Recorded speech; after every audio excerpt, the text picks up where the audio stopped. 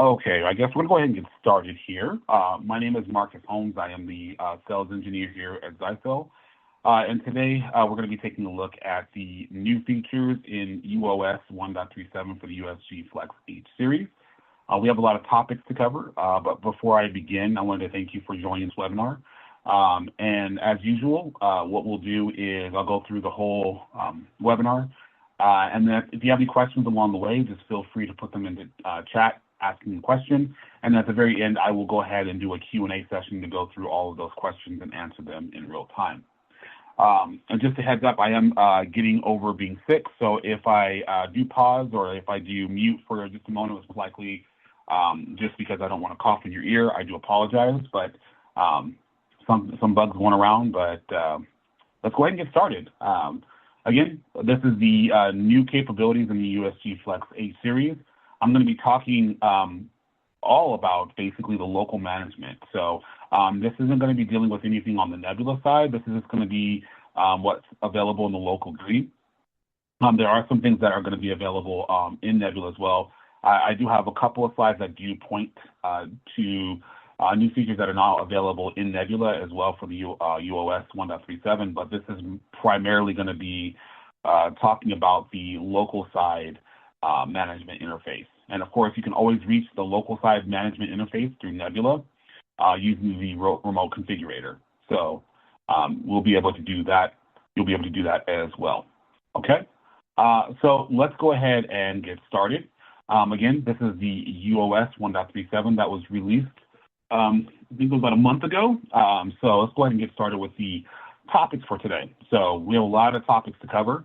We're going to talk about first the MDNS proxy. We're going to talk about importing DHCP reservations, interface limiting, bandwidth management enhancements, phase 2 subnet selections for VPNs, a new IPsec algorithm that has been enabled, SSL VPN certificate visibility, policy-based VPN policy routes for your VPNs, custom provisioning ports for your remote access VPN, policy routing with application criteria, DOS prevention, and then also memory usage enhancement that has been added on 1.37. All right, so let's talk about MDNS proxy first. So first of all, what is multicast DNS proxy? You've probably heard of this before, specifically when it comes to AirPlay, AirDrop, or Google Cast. It's a protocol that lets devices resolve host names without using a DNS server. So it uses a multicast IP address of 224.0.0.251 and UDP 5353. So it basically will flood that through your network. But the problem with that is that they're not routed to different gateway interfaces. So even though it is being flooded through your network, it's not being routed properly. So it may not be able to find the device that's looking for. So you end up seeing this a lot with a MacBook Chromecast as it sends the MDNS through the network. Okay, so when we have the MDNS proxy, the interfaces added to the MDNS proxy list will intercept it and send copies of all the MDNS traffic to all other interfaces on the list. So we can see like a little basic little graphic here. So we have a MacBook sending the query to the firewall, and then the query then goes from the firewall to either TVA or TVB, and then we get the response back. So again, this is now supported on the firewall to allow us to do that. So in order to do that, what we have to do is go into our MDNS proxy settings and enable it, and then choose what interfaces that they're allowed on. So basically, all you would have to do is under your network interface on the firewall, you'll see a multicast option here. And then under the IGMP proxy, you'll see a new option for MDNS proxy to allow you to enable that. So all you have to do is enable that option and then select the interfaces. So it's going to be your LAN interfaces that you're going to be putting in as the allowed interfaces for MDNS proxy. So just make sure that when you are doing it, you are putting in the correct allowed interfaces. You do not need to put the WAN port in. It's just strictly for your LAN. So with the MDNS packets, they're not routed, but are generally they're generated by the firewall itself. So the firewall will generate the proper route for that itself. And then basically the firewall can only proxy MDNS packets containing recognized formats. So the recognized formats that we are allowing right now are AirPlay, AirDrop, and Chromecast. So it can recognize those particular packets, and then it will know how to handle that moving forward. So if you ever had a customer that was having issues with AirPlay, AirDrop, or Chromecast, you're definitely going to want to go ahead and enable that option for MDNS proxy, because that would resolve a lot of issues that some customers have been seeing with that particular type of application. Okay, and next, moving on, we're going to talk about importing DHCP reservations. Now, this is a pretty big deal, mainly because if you are coming from, let's just say that you're coming from an older USG FLEX or an ATP, and you have your old DHCP reservation list, what you can do with that is you can actually export that DHCP reservation list into a CSV file, and then you can then now import it into the newer firewalls. So when it comes to DHCP reservation, of course, it's binding a MAC address to a fixed IP address. So you're basically statically assigning an IP address to your client devices based on their MAC address. So that means that, you know, your computers or your servers or your televisions, your smart TVs, they will all have, you know, the same static IP address. So yes, we have the static reservations, but what happens when that list becomes too large? You might have a very large list of devices, and you may need to move from one device to another. Well, that's where importing the reservation list comes in. So of course, what a DHCP reservation is, it basically explains it for you, but I'm quite sure we all understand that. It's typically reserved for a device that you want it to have the same IP address for rules that you may set up, right? So we all know about the benefits of having a DHCP reservation, but now if you can import it, that simplifies the migration.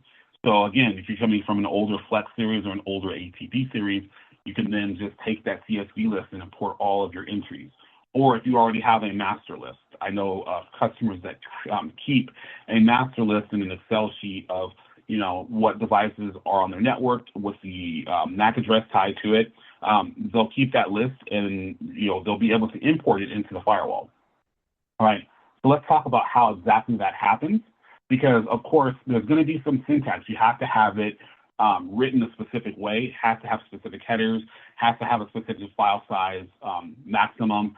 The table has to be written a specific type of way. But let's take a look at that. So you upload the CSV file, it goes through multiple different checks. So first, it's going to check the file name size.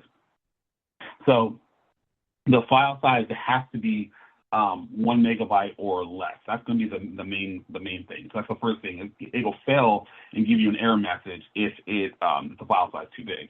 The next thing it's going to do is it's going to check the table headers. Now, the table headers, which you'll see in a later slide, is it's specific. It has to have specific things in the table header for it to be able to import. The next thing is going to be the table content, making sure that the MAC addresses are correct, making sure that you don't have duplicate MAC addresses or duplicate IP addresses. If you do, again, you will get an error message, and it'll tell you what that error message is. Now, after it has basically gone through these 3 different checks, it's going to apply the settings and restart the DHCP server. And once that has gone through just fine, it will import successfully, and then you will have your new DHCP imported list for your DHCP reservations. Now, again, all you would have to do is go to your current DHCP list, and there's an option for importing. So all you would do is go to that section, click the import, and then you have the list here. So it says it must be a CSV file, and it must be less than 1 megabyte. And that's just the rule for right now. It might increase later, but for right now, it's set to 1 meg. I don't think you would have a very large file greater than a megabyte unless you're importing over 1,000 DHCP clients. So, and again, it tells you exactly what the DHCP format looks like for the file, the CSV format. Now let's take a look at what the actual file looks like. So here's a sample file that we have here. So you see the table header is validated first, remember? So your table header should have interface, IP address, host name, MAC address, description, and status. Now, the interface is going to be tied to whatever port.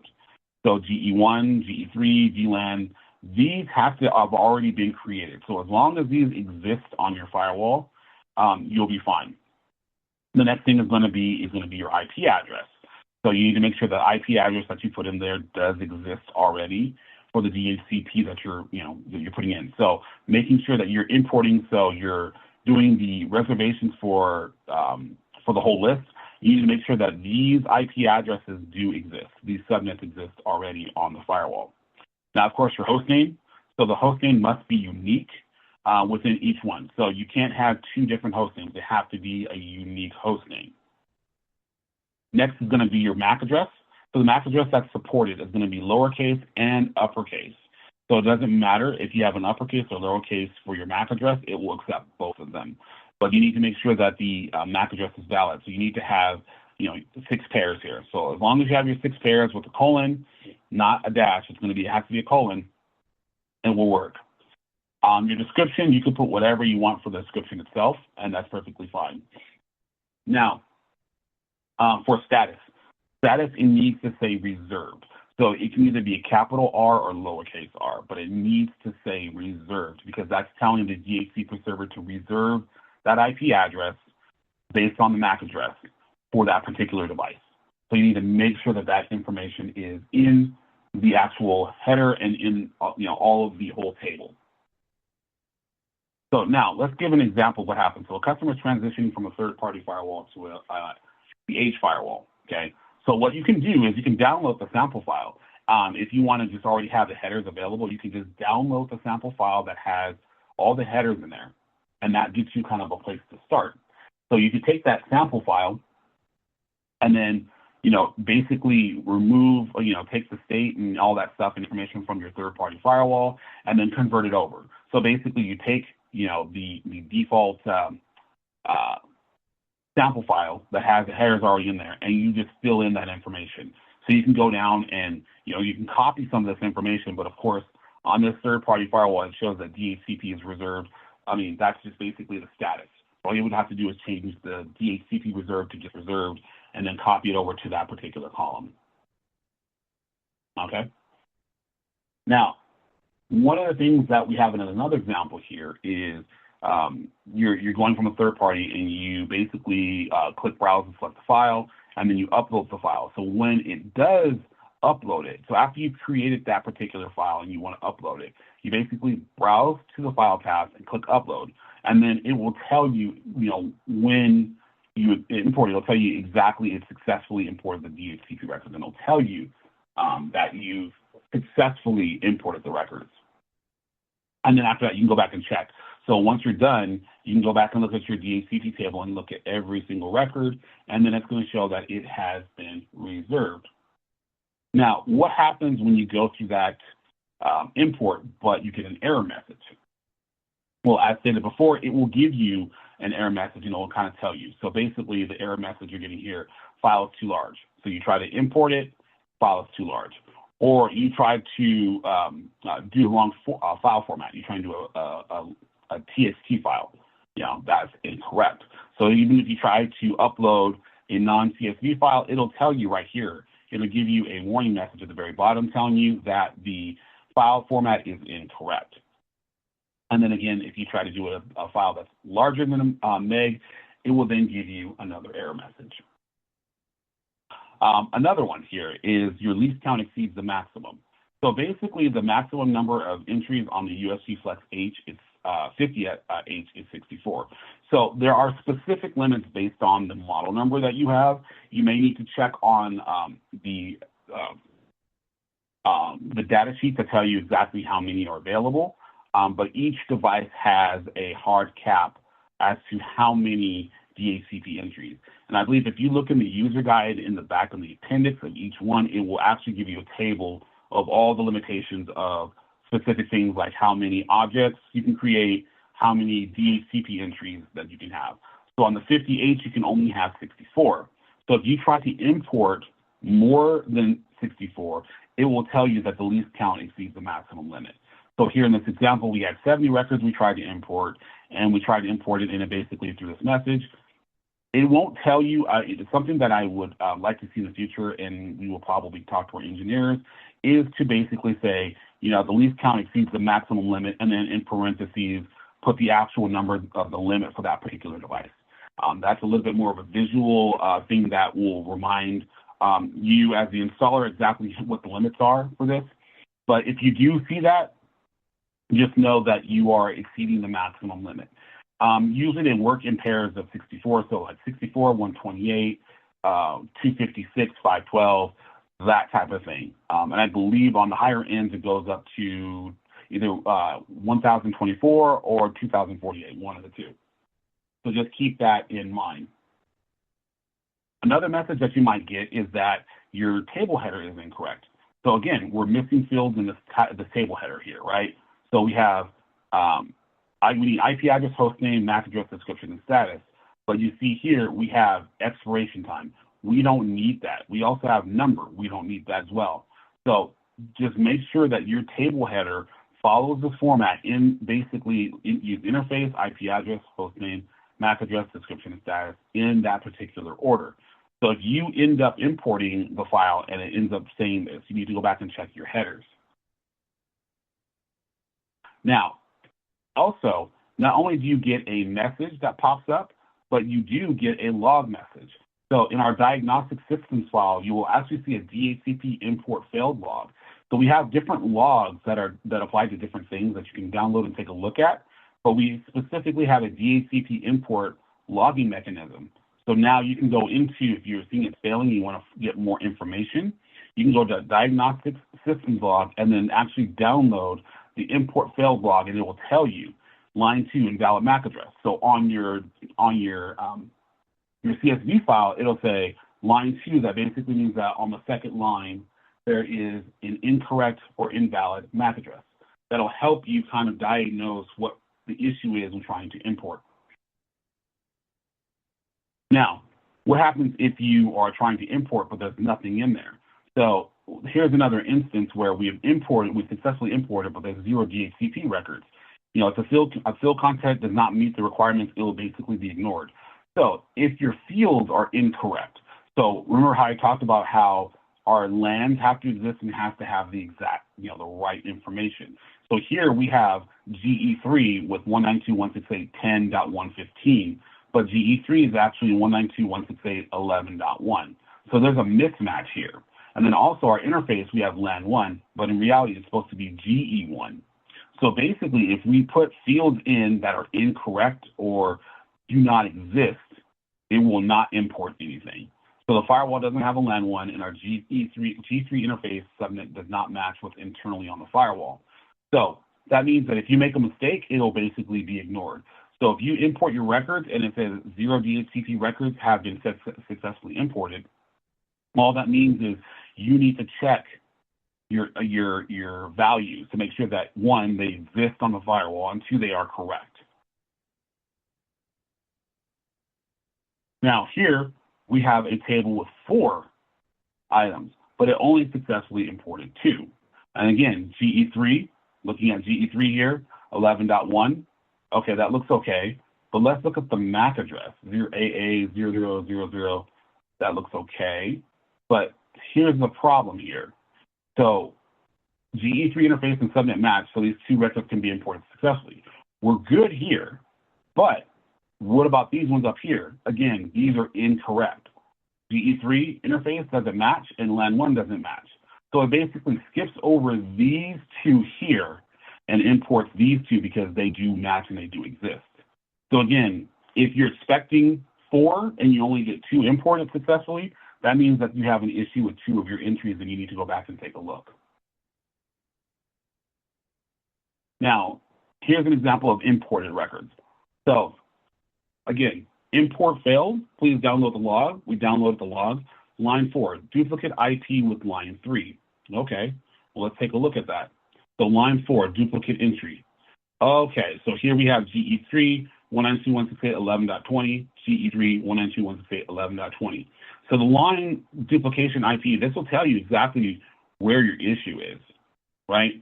So line 4, duplicate IP with line 3. Line 4 basically means the 4th line. Line 3 basically means 1, 2, and 3. So it's pointing to that there. So we have a duplicate here. Or sorry, line 4 is duplicated with 3. So I'm sorry, line 4 is duplicated. This is line 4. because it doesn't read the header. Line 4 is duplicated with line 3, so it's telling you that's what the duplication is. So the logs give you a lot more verbose logging to tell you exactly what the issue is. So again, if you're having an issue, take a look at the logs and it'll tell you what the problem is. All right, so what happens if you want to import an older firewall, say an ATP or regular Flex? Well, if we import the DHCP reservations from that into our H firewall, we have to manually edit, because when you export the file from the older firewall, ZLD basically means the non-H series. So if we take a look at how that table is, we have IP address, MAC address, description, number, interface reserved, host name, expiration date, all this stuff. We don't need all of that information. We only need just the interface, the reserved status, the host name, of course, description you can leave blank, IP address, and the MAC address. So that's what you'll need to copy over. Now, there is a known issue. So if the exported CSV file matches the firewall's language setting. So what that basically means is we have the imported CSV requires English table headers, but it also allows multilingual table content. So here we can see that we also allow, here's the firewall language in German. So VLAN ID, and then we have all of this stuff over here. Status, we have the description, we have I think it's the lease time on here. So basically it will allow you to import the firewall language is set to German, and the header, it will basically allow those particular language headers. So just be aware that there is a known issue when it comes to importing different languages. So just know that in the next version, 1.38, the exported CSV tables will be changed to English. So if you are coming from a device that has a different language set, it will automatically convert it over to English. And so that's it for the DHCP reservations. Next, let's talk about interface rate limiting. So with interface rate limiting, this is just a layer of quality of service. So currently we do have bandwidth management. So we have regular bandwidth management that allows you to allocate your upload, egress, and ingress on the devices itself. And basically we can do it on a per application or prioritize traffic during congestion. But now we also have interface rate limiting that provides an option to basically enforce allocated bandwidth on the network interface. So this is something that already exists on the older firewalls and is now being ported over to the FLEX H series. So we can limit the bandwidth of traffic passing in or out of each interface. Basically, this is a rate limiting. We can rate limit, and it's available on all interface types, and then if traffic exceeds, the rate limit will be dropped. So we also offer something called burst size. So the burst size will define how much traffic can temporarily exceed that rate limit. So basically you can go above that. So if you set a specific amount, say 15 megabits, we can actually exceed that for a short period of time. So if we set a rate limit, it'll automatically adjust the burst size to the interface bandwidth divided by 80 as the default. Math, I know it sucks, but here we go. So we have our supported burst size from 1 byte to 4 gigabytes. So in this example, we have the rate limiting set to 1,000 Mbps. So we divide that by 80 and we get 12.5 megabytes. So that becomes our buffer for basically our burst. So we can actually exceed that with that value. So we have the direction of egress and ingress traffic. So the ingress and egress directions are defined relative to the interface itself. So just remember that ingress traffic is entering the interface and egress is leaving the interface. So just keep that in mind when you're configuring it, because it's going to ask you egress or ingress. So let's take a look at a quick example. So we have an office network with a peer IP bandwidth of 10 megabits per second, and it's applied to ensure good quality service. So the total internet bandwidth from the ISP is 1 gigabits per second. So we have all this set up. We have our interface limiting. We have these 3 clients here, right? We have client A, we have client B, and client C. So we have traffic shaping. We have the upload and download to 10 megabits per second, right? So that's why, it's defined so that we have traffic shaping on the outgoing interface GE1 as a per source IP, meaning that each client gets 10 megabits per second. But now we also have interface rate limiting of 15 megabits per second on the egress and the ingress. So you'll see a little bit of a difference on how it's set up on the bandwidth management section.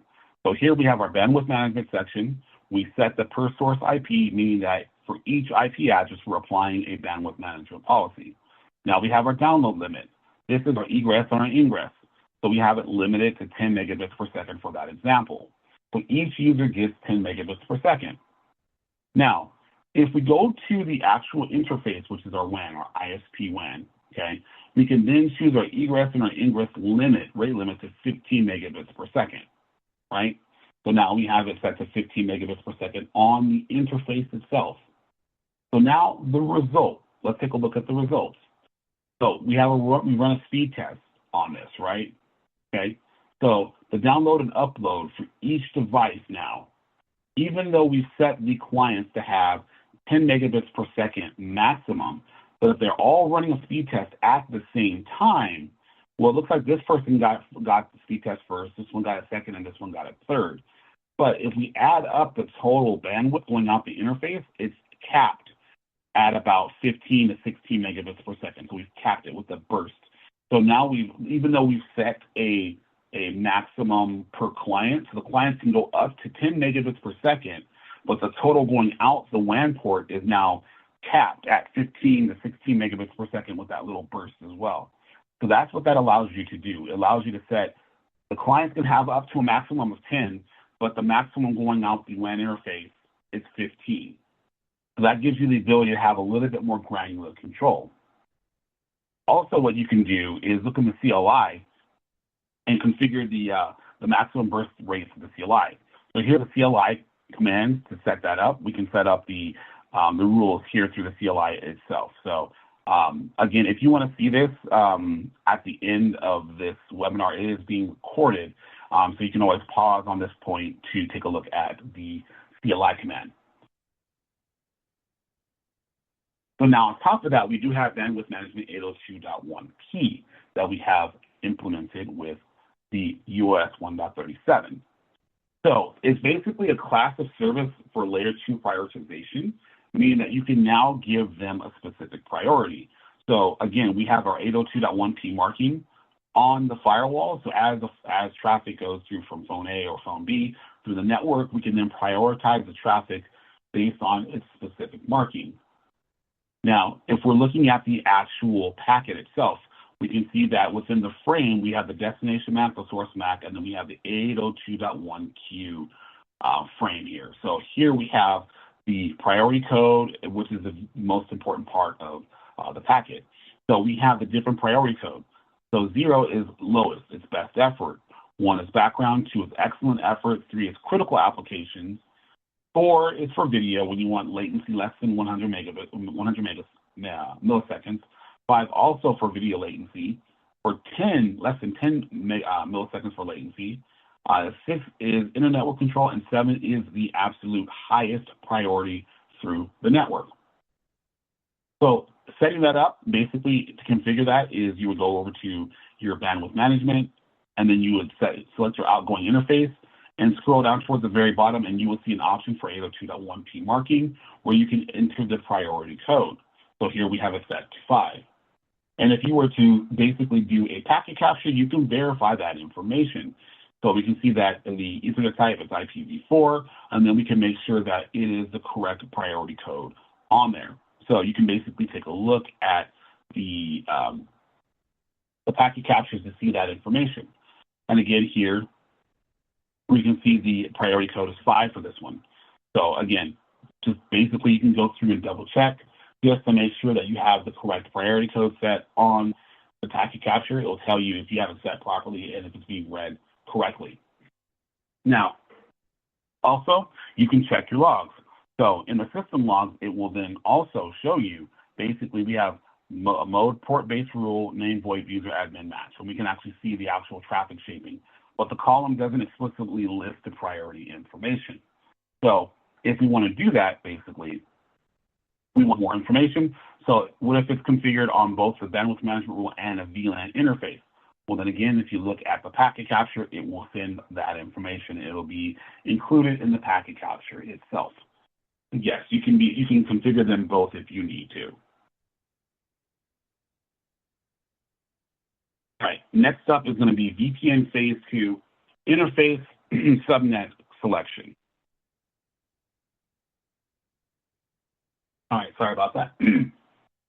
So on your VPN, on your IPsec VPN, we now have an option to select basically a subnet selection.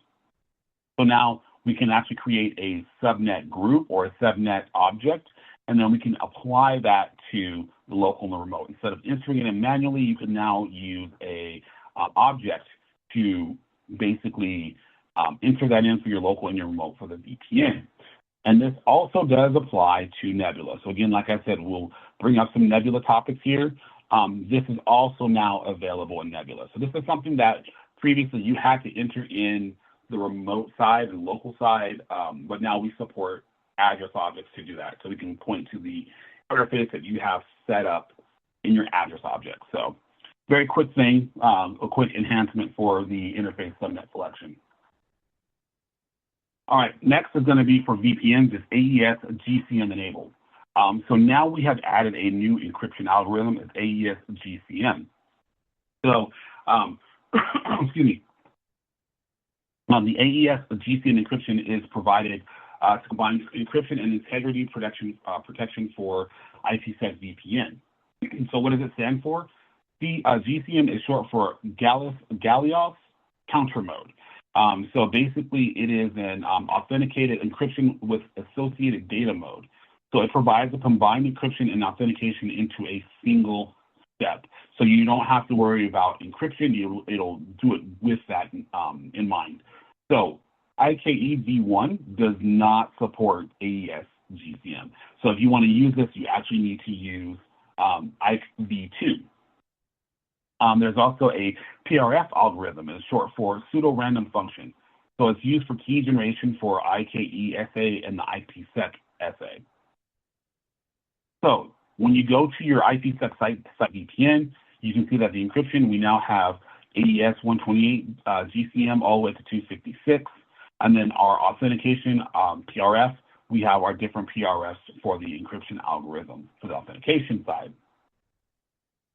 And then again, when it comes to that, it handles both encryption and authentication internally, so you don't need to worry about that. You just use the built-in authentication for that to set that up. So in Nebula, again, we're looking at Nebula side now. We do support that as well on the Nebula side. So you'll see that we have it in both the phase 1 and the phase 2 settings. Now, when it comes to error handling, okay, so what happens if someone decides to try to click IKE v1? Well, then if you click IKE v1, you no longer have the support for AES GCM. That's not going to be available there. So you won't be able to use IKE v1. So switching from v1 or switching from v2 to IKE v1, if you already had that stuff configured, it won't allow you to. So you have to go back and remove. You have to go back to IKE v2, remove that particular algorithm for the GCM, then it allows you to go back to IKE v1 if you want to use it. But again, we should all be trying to use IKE v2 whenever possible. Next, keeping with the VPN theme, let's take a look at SSL VPN certificate visibility. This is pretty short and sweet, but basically what it comes down to is now you can display the certificate expiration date in the GUI. So now we can actually see, now we have our certificate expires on, so it remains empty until the SSL VPN is enabled. So once you've enabled it, you will see that the certificate for the SSL VPN certificate right here, we can see the expiration date on that. And if you want to check as well in the CLI, here is the CLI command that shows you the certificate expiration date. So we can see when it was issued, and then we can also see when it expires. So that's just great for when trying to validate your certificate to make sure that it is correct and up to date, and making sure that it has not yet expired. Again, keeping with the VPN, let's talk about policy routes. This was a very huge addition recently, mainly because a lot of customers need to route specifically out a particular VPN tunnel. Now, what I mean by that, okay, so we have policy-based routing that allows you to basically determine how traffic goes or where it goes. But now, like the older firewalls, we can now control hops through the VPN tunnel. Okay, so that basically means that we have the ability to send traffic to us across a specific VPN tunnel of our choosing. So we now have that design to use in the policy route section, and we can actually select the VPN tunnel for the configuration. So here's a quick example of a scenario. We have a hub and spoke VPN. So we have the hub and spoke VPN, we have the hub connected to your spokes, and we have basically the VPN connects branch sites to a single hub subnet only. So here we go. We have 168.0, 169.0, and 11.0. But now, what happens if our hub has a secondary LAN port? We have another secondary LAN with a 12.0. Well, what we can now do is basically we've now expanded our hub out, and we need to update the VPN policies. Well, what we can now do is we have now support for the next hop IPsec VPN tunnel. So now we can specify where the traffic goes. So we have spoke to hub right here. So we already have that information. We have a site-to-site with dynamic peer tunnel and a site-to-site VPN tunnel as before, right? But this is how you would set that up.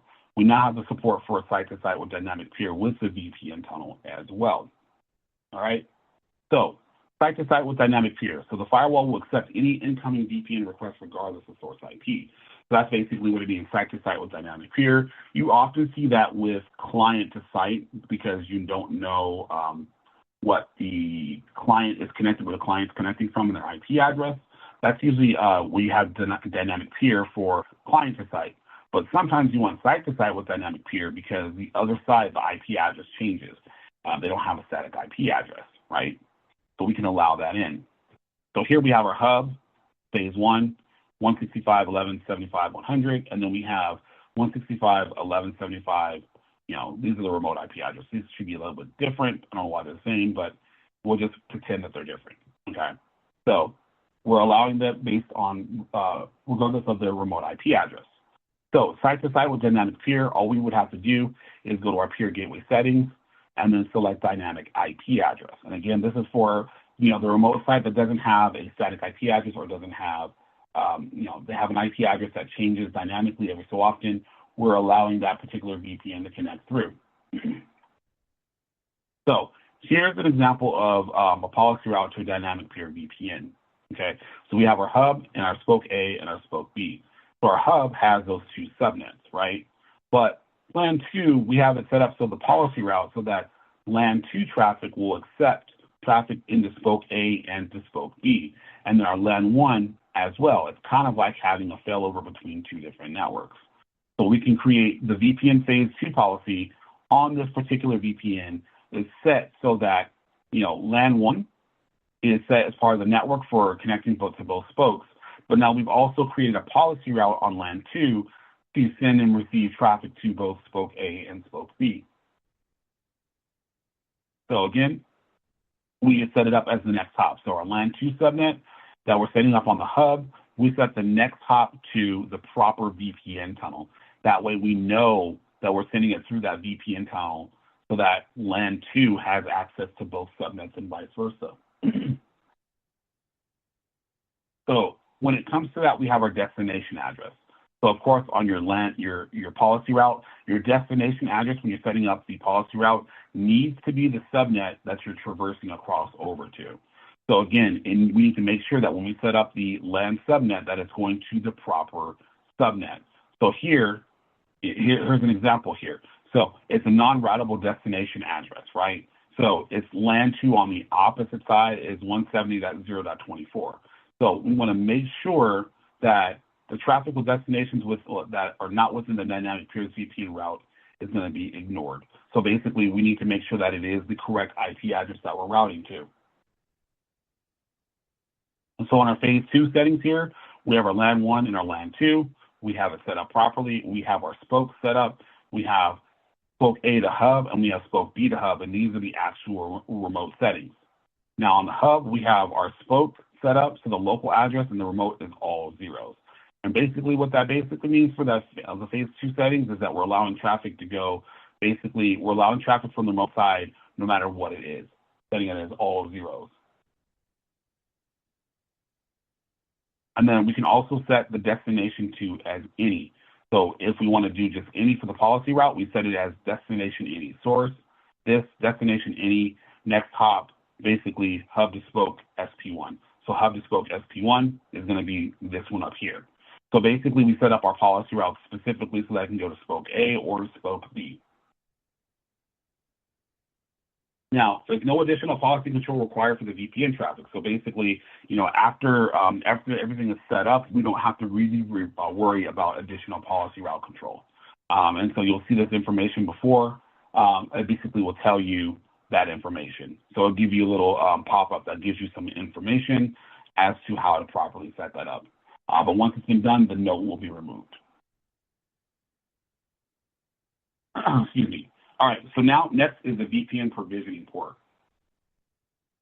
Now, if you're using our SecuExtender client, we have an option to pull the configuration for the VPN through the configuration provisioning tool. So with our SecuExtender VPN client, if you go to configure and get from server, you put in the IP address of the server, and then prior to 1.37, you have to use port 443, meaning that the firewall had to be exposed on port 443 for this to work, right?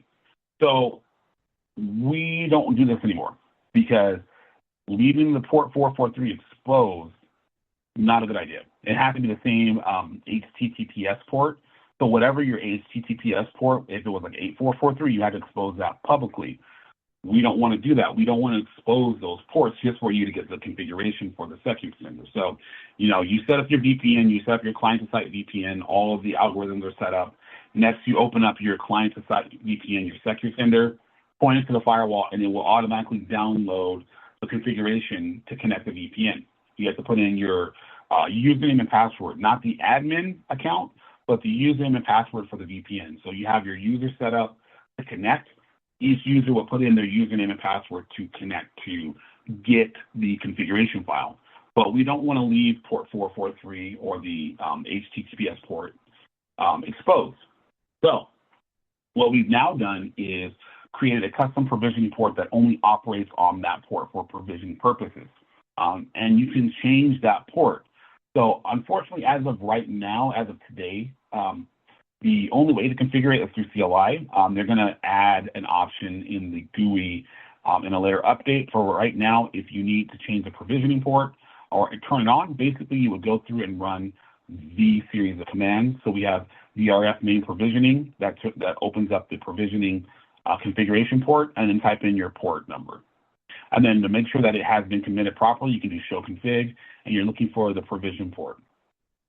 So once you've done that, a couple of things to understand is you also need to create or actually it should do it automatically. It'll allow configuration service port. So once you've done that, it should automatically create a service object provision port.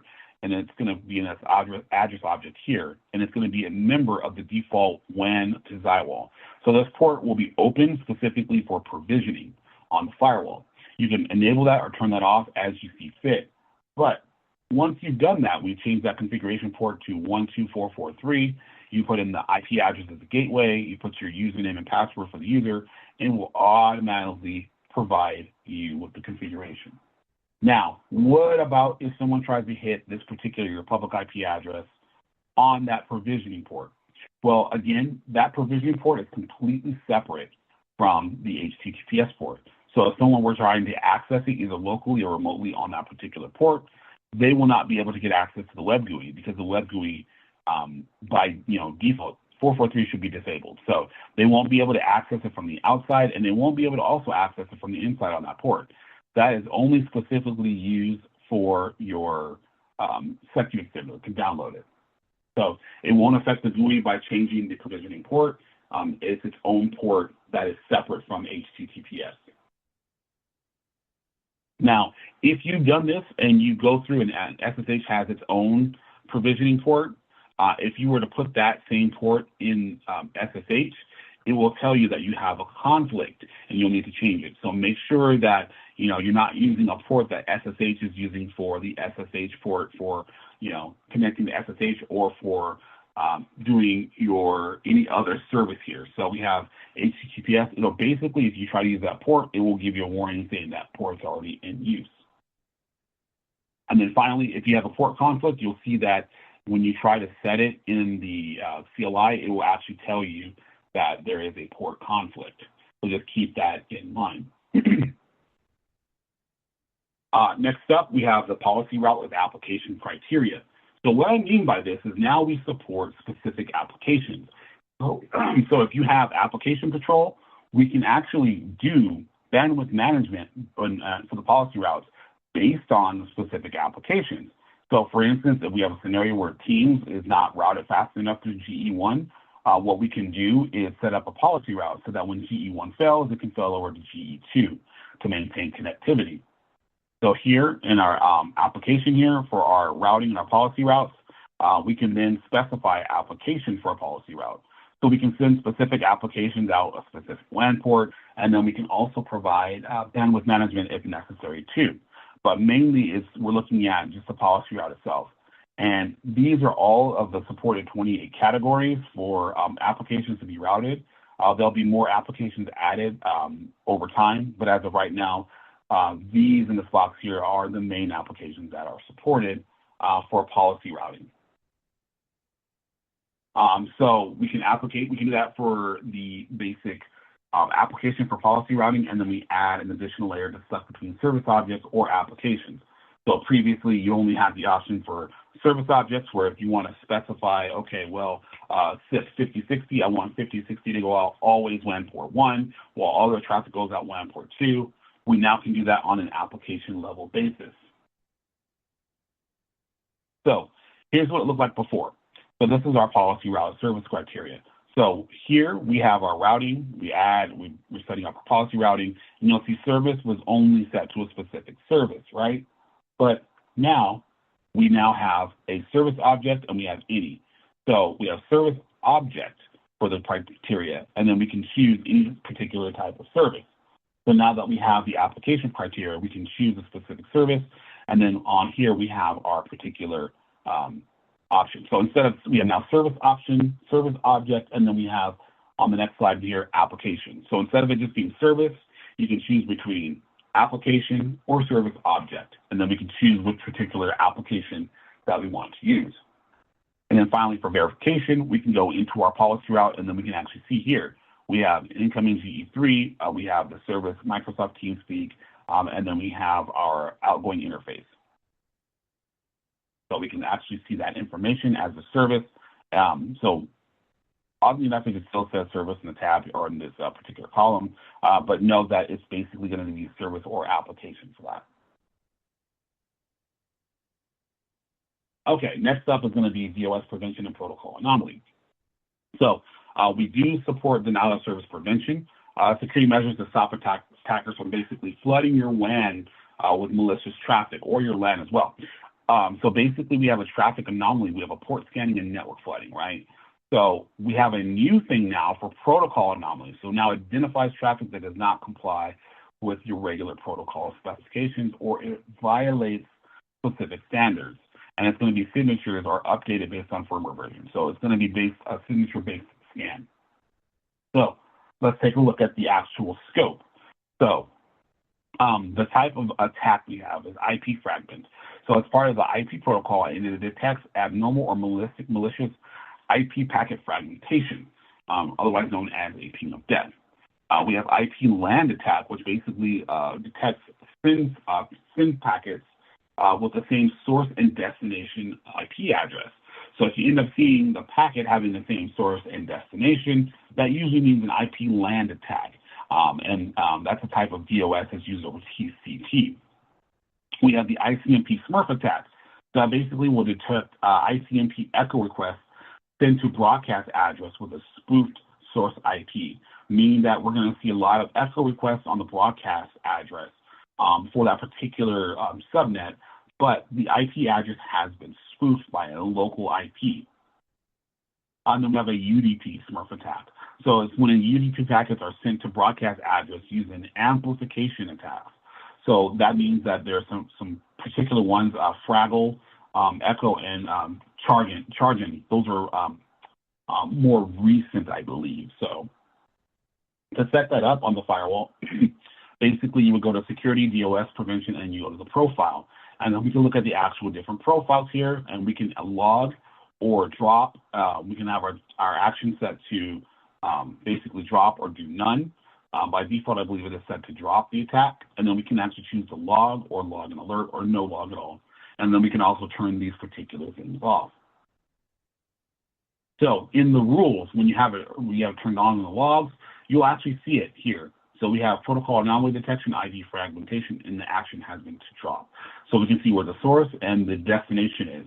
Now, if you're seeing this on your internal part of your network, if we're seeing it coming from an internal IP address, that gives you the ability to go back and kind of investigate where that is coming from on your local network. Okay, finally, is going to be the last topic for today is memory usage enhancement. So basically, whenever we have a recap for the notification, basically you get sent alert notifications to administrators when critical events occur. One of the events that tends to happen is going to be the memory usage over the threshold, and that's one of the alerts that we have set up on here. So let's talk about exactly how memory usage is set up on the firewall. Okay, so memory usage includes the system memory and the fast path memory. So our fast path memory optimizes packet processing using pre-allocated memory. So we have a fast path memory that is about 1 gigabyte, the total 4. This is on a USG FLEX H. The different models will have different memory capabilities, but for this example, we're using the 100H. So we have a total of 4 gigabytes of memory. So our fast path is about a gig. And then the system available, it shows you exactly the system available, and then the memory usage itself on the firewall. So in some cases, the firewall doesn't trigger a memory usage event notification even when it runs out of memory. So that does happen sometimes when it runs out of memory. So we have system available, look how much it's shrunk down now. So no notification is sent because the fast path memory still has available space. So even though we are running out of space, the allocated fast path memory has not been completely filled up, but it has an allocated amount that is set aside. So even though the total memory in use realistically is not capped or near the cap, because we have that fast path that is carved out a total of 1 gig, it basically will not count that. But now we give an indication of the actual total system available memory. So here we have our memory usage. We can actually see. So new memory usage calculations consider only the system memory. So instead of actually including the fast path memory, only include the system memory, ensuring alerts are triggered accurately when system resources are low. So the GUI will now show the correct memory usage. So if you were running into issues where your memory was quite high, that was most likely the cause because it was counting that allocated 1 gigabyte for that particular model, 1 gigabyte of the fast path memory. So now the memory usage is going to also be shown in the CPU memory statistics page. So basically we have it set in the local GUI dashboard. We have it set in Nebula, SNMP, and then also on Secure Reporter. So it gives you all of that information in all those different places to be able to find it. So that's basically the enhancement. It's a very small enhancement, but a very important one nonetheless. Okay, and that's going to do it for today's webinar. I'm going to go ahead and open up everything for questions. I know this was a very long webinar. I tried to only cover the more important things. Some of the things I did not touch on or did not bring up is that the USG FLEX H series does support what's called APC or AP controllers. So now you can actually use the firewall as an AP controller if you do not wish to use Nebula to manage your access points. So the firewalls do support that particular option, just like on our older Flex and ATP series. So you can set that up, and there have been some enhancements in terms of setting up multiple bulk APs, like SSIDs. So instead of, if you're managing 8 APs through the firewall, you can then do what's called a bulk editor that allows you to edit multiple SSIDs across multiple APs on a single swoop. So I just didn't include that because I know that a lot of people tend to do more Nebula for access points. But just do know that with the latest updates, you can use the Flex H series as an AP controller. Okay, so let's go ahead and see if there are any questions. So far, I'm not seeing anything, but let me double check.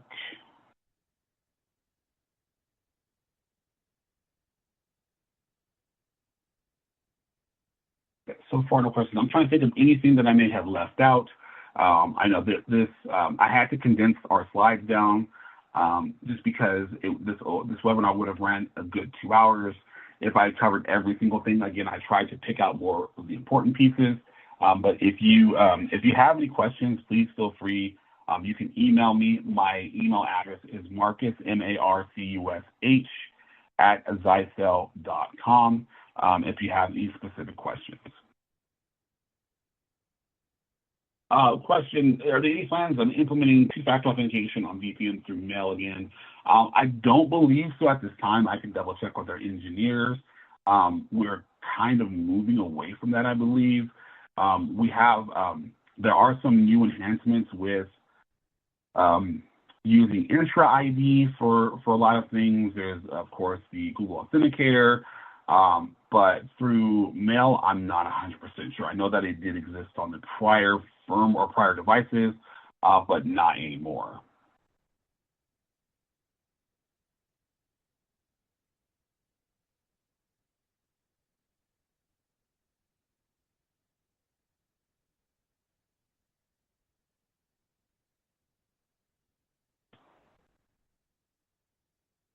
And yes, right now the firewall is slowly coming up on par to the older firewalls. Again, there are some slight features there's some smaller features that are missing, but again, the 8 series does have things that the older series can't do as well.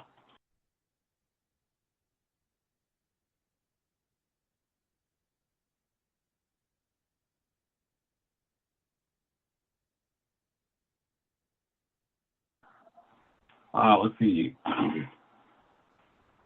Customers with a VPN code connected through a local AD. Only solution at the moment now is Cisco Duo two-factor authentication. I mean, I know that you can do Active Directory with the newer firewalls. That does exist. But as far as a 2FA layer on top of that, it's most likely going to be Google Authenticator, or you're going to have to use Intra ID kind of as a single sign-on option. I know that Intra ID hasn't really been talked about as much, but it is an option. And then we also support another form of authentication. I'll have to look it up that we just allowed. Let me see if I can take a quick look.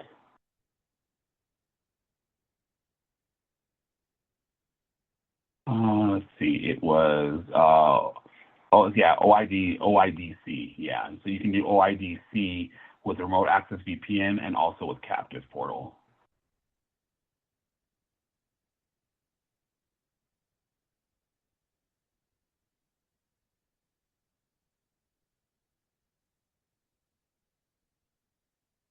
Okay, so I'll leave the floor of the Q&A open for another 2 minutes. If anybody else has any other questions. And again, this webinar will be available to watch at your own convenience. I know there's a lot covered here, especially when it comes to the CLI commands. You can pause and take a look at those CLI commands, especially when it comes to setting up the provisioning ports for your remote VPN access.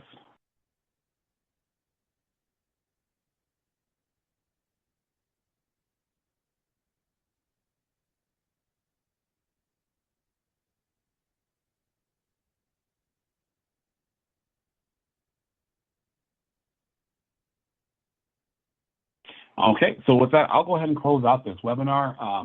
And again, like I said, this webinar it was recorded, so you will be able to go back and take a look at this webinar in full at your own pace and at your leisure, and you'll be able to pause and take a look at the CLI commands.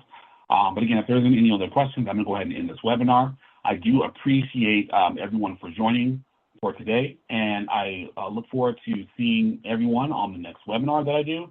Don't have anything planned as of yet, but be on the lookout for marketing, which will indicate the actual next webinar that I do next month.